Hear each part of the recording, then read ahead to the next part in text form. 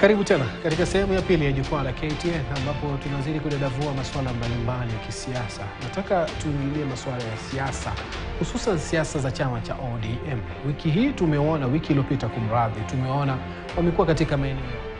Katika ziara zake Raila Odinga tumemwona yeye binafsi akiwa mstari wa mbele kuongoza usajili wa wanachama wapya. Hiki ni chama ambacho tayari kina wanachama takriban milioni 8. Raila anajaribu kutafuta nini katika kuingia mwenyewe kwenye nyanja kujaribu kuwatafuta wanachama wapya?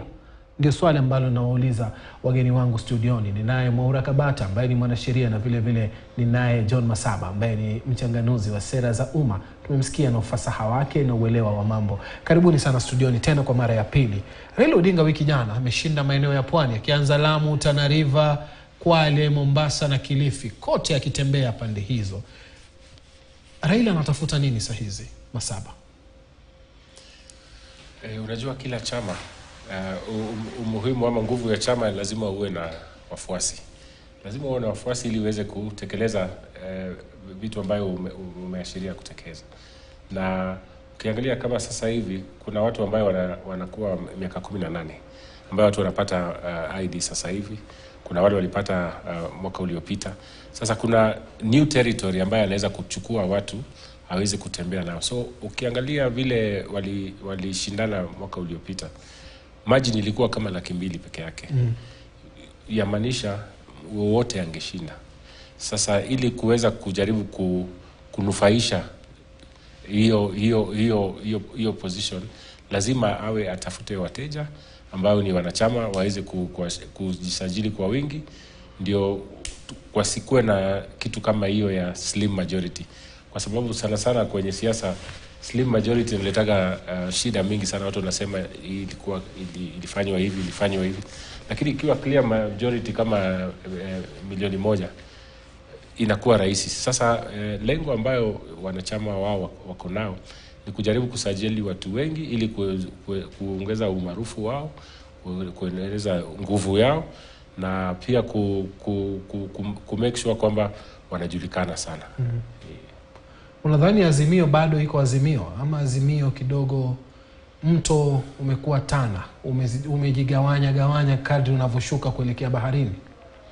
Ukiangalia makweli, kuna watu ambao walikuwa nao wakati wa mwaka jana ambao wengine wameenda kwingine, hatujui lengo lao ni lini. Na ukiangalia tena kwenye bunge, kuna wale wabunge walikuwa Azimio wamevuka sakafu wakaenda kule kwingine. Sasa inakuwa vigumu sana kujua mtu mwelekeo wake uko wapi, kwa sababu ukiangalia tu na ile nambari yao kwenye bunge wamepungua, kwa sababu idadi yao imepungua kwa sababu walivuka sakafu wakaenda kwenye Kenya Kwanza Coalition. So naona ni kama kidogo wameteleza kwa idadi ya wabunge. Kabata tuzungumzie saizi. Tunamuona Kalonzo anasema atapanga mikutano yake kivyake. Raila tayari ashaanza safari yake, ameongoza. Martha Karua yuko kamwane kivyake, ama ni kamwene. Wewe ni wa mlima, utanieleza. Kamwene. Hii ni strategia ama ni mkakati, ama unadhani nyumba inayumba ya Azimio? Wakati huu mchanga wa kisiasa kwa wanasiasa sio mchanga. Huwa ni wakati mwafaka wa kutayarisha ile mbolea ya kisiasa, kwa sababu miaka 4 au 3 kwa mwanasiasa sio miaka mingi. Kwa sababu yeye akiamka asubuhi, mwanasiasa kinachompeleka yale mafuta yake ya mashine yake huwa ni wananchi, yani watu wa umma. Kwa hiyo wote wangekuwa wanaashiria kama wanaenda kipeke yao, ila ni kutafuta nguzo zile za umaarufu wao, ndio warudi pamoja katika nguzo yao ya Azimio, wajipime uzito nani ambaye ubabe wake umekolea. Lakini kwa njia ya anayoongoza kinara wa ODM, naona kama ni kujipima nguvu yake, haswa kama ataweza kuiongoza chama cha ODM mwaka wa 2027. Yani anajaribu kupima kuona kama bado ni maarufu, bado nina umaarufu, bado nina uzito wangu, ama ni wakati mwafaka wa kutafuta labda yule kijana barubaru ambaye atachukua mikoba yake katika chama cha ODM. Lakini hawa wengine pia sio ati kana kwamba wanafanya jambo lingine la tofauti. Wote wanajipima uzito kuona kama katika umma wakienda mitaani na kwenye vitongoji kwamba umaarufu wao wa kisiasa bado umekolea. Wakirudi pamoja, unakuja sasa kusema kwamba mimi nadhani nina watu wengi kukuliko, mimi ndio nitakuwa kinara wa Azimio, ama sisi tunataka kwenda na mrengo huu. Na pia kwa mwanasiasa sio jambo la kushtua sana ukisikia kwamba mara ghafla wote wamejiunga na serikali. Lakini najua katika chama cha ODM kwa haswa mwelekeo wao kwa sasa haitakuwa kujiunga na serikali. Itakuwa wanataka kuipekua serikali, itakuwa wanataka kuichunguza kwa undani, itakuwa wanataka kuhamasisha umma kwamba zile ahadi ambazo serikali ya Kenya Kwanza ilitoa sio zile ambazo wanatarajia. Kwa mfano, kama serikali ya Kenya Kwanza ingeenda kwa umma kabla uchaguzi na swala hili la nyumba za bei ya chini kwamba watakata watu kwa lazima, kungekuwa na tofauti katika matokeo. Ndio. Kwa hivyo unasema waliwapatia manifesto lakini hawakuisoma. Hawakueleza watatimiza vipi. Hawakusoma. Wewe najua pia una usuli wa pwani. Unadhani Raila bado ana mshiko katika eneo la pwani kwa kutazama tu hali ilivyokuwa katika hizi siku 4 ambazo amekuwa pwani? Kwa kweli mimi nilizaliwa Mombasa Majengo, na pwani kwa muda mrefu sana, sijui inakuaje, lakini wanakuaga sana upinzani. Wakati ule mmoja ambao walikuwa katika serikali sana ilikuwa kipindi kile cha 2007 alafu pia wakati ule wa 92 mpaka 97 wakati wa aliyefariki Sharif Nasir. Lakini kwa muda mwingi mshiko wa watu wa pwani unakuaga mshiko wa yule ambaye anaongea lugha ya mwananchi wa kawaida. Kwa sasa yule ambaye anaongea lugha ya mwananchi wa kawaida kwa kweli ni mrengo ambao sio wa serikali, kwa sababu mambo mengi, changamoto nyingi ambazo wananchi kule, niliona juzi kuna mtaa pale karibu na refinery ule mfumo wa nyumba wa zamani wa National Housing, niliona zile nyumba zote zilibomolewa. Serikali wanataka Changamwe pale. Serikali wanataka kuweka nyumba hizi za bei ya chini. Sasa unaona kuna nyumba zile ambazo zilikuwa ziko pale za zamani za kiserikali, na pia zile za Buxton.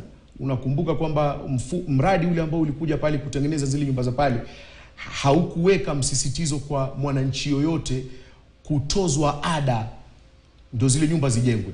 Kwa hivyo mtu kama Raila kusema kweli, mahali kama pwani kule ana mshiko ndio, lakini sasa ukiona yeye binafsi anakwenda kutembelea vitongoji vile, inamaanisha kwamba anataka kurudi katika uzani wa miale yake, kujipima kusema kwamba bado nipo ama mmenisahau, ama nguvu zangu za kisiasa zimepungua ama bado ziko. Hususan tukiangalia uchaguzi wa mwaka 2022, ndio Rais William Ruto alipata takriban 25% katika majimbo yote ya pwani. Ndio. Masaba. Hii inamaanisha kwamba Raila anajaribu kupunguza lile nafasi ya Rais Ruto aliyopata katika eneo la pwani. Manake ukiangalia vizuri anafanya ni kama amefanya strategia. Ameanza Nyanza akaenda pwani, maeneo ambako ana ushawishi mkubwa sana kitaifa. Ni kweli.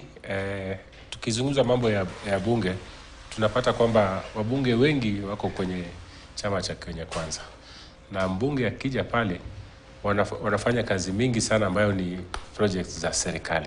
Ukiangalia kama mbunge Mohamed Ali pale amefanya mikakati mingi sana, ametengeza shule kule, ametengeza shule kama 2 ama 3 pale. Sana ni kwa nini ukiwa serikali hayo miradi inakuwa rahisi kufanya. Sasa ile kitu tunajaribu kufanya kusema hata akiwa kule Raila akiwa kule akitembea na watu, baada ya watu wakienda kulala wanaangalia inanifikia mimi aje mimi, kwa sababu ikiwa mambo masuala ya basari unapata Basari, watu ambao wale wanapewa basari ni Wakenya wote ni Wakenya, lakini sana sana unapata wabunge wako na ile tabia ya kupatia basari watu ambao wametembea na wao hiyo safari, kwa sababu wanasema mlitembea na mimi hii safari, sasa hii ndio njia yangu ya kurudisha asante.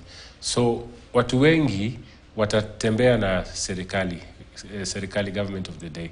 Sasa hata yeye akiwa huko anatokea kwa ile a very hard position kujaribu ku reclaim lost glory. Unajua ile anajaribu kufanya ni ku reclaim lost glory, na atatumia energy mingi sana, kwa sababu watu wanaona manufaa ya ile serikali ambayo iko saa hii. Sasa yake bado ni huko nikiingia, na sana sana Wakenya wanataka kuona matokeo saa hii. Tunakuwa hatukui wavumilivu sana Wakenya. Sasa ndio ni vizuri akitembea kule, kwa sababu demokrasia inamaanisha lazima utembee, uongee na watu, usikie differing opinion, na pia hiyo inasaidia sana, inapatia serikali of the day wanakuwa pia wanasimama kidete, wajaribu kutimiza ahadi zingine, kwa sababu kama yeye angetulia tu na aseme ni sawa, acha ningoje mwaka 27, utapata watu watatulia. Lakini sasa akitembea hivyo pia inaleta, sasa inakuwa vita vema, vita ya kusaidia mwananchi, kwa sababu hiyo vita inasaidia mwananchi, services zinawafikia, na maendeleo yote ambayo waliashiria kulingana na plan inawafikia. Kwa maoni yangu ni sawa, ni ina neno inaruhusiwa. Lakini majuzi tumeona baadhi ya wanachama wa PA wakihama PA ambayo iko serikalini Kenya Kwanza na wakirudi ODM. Hiki kinachangiwa na nini? Ni baadhi ya vyama kukosa misimamo, ama ni baadhi ya vyama vimekosa mihimili thabiti? Okay, ukiangalia haya vyama vyote, tukifanya ile random sampling, unapata kwamba ni chama tu kama 4 ama 5 Kenya ambayo zinastahimili. Na tukiangalia ile register ambayo pesa ilipewa na political parties fund, unapata kwamba 90% ya hiyo pesa ilipewa chama 4 peke yake. Hizi zingine ni chama ndogo hapa na pale. Na tukiangalia kiini cha kuanzisha hiyo chama ni nini, kwa wingi unapata mtu ambaye hakufurahia, alikuwa labda anasimama kwenye chama cha ODM ama chama cha Kenya Kwanza, alafu akishindwa katika nomination anakimbia kwa hizi chama ndogo.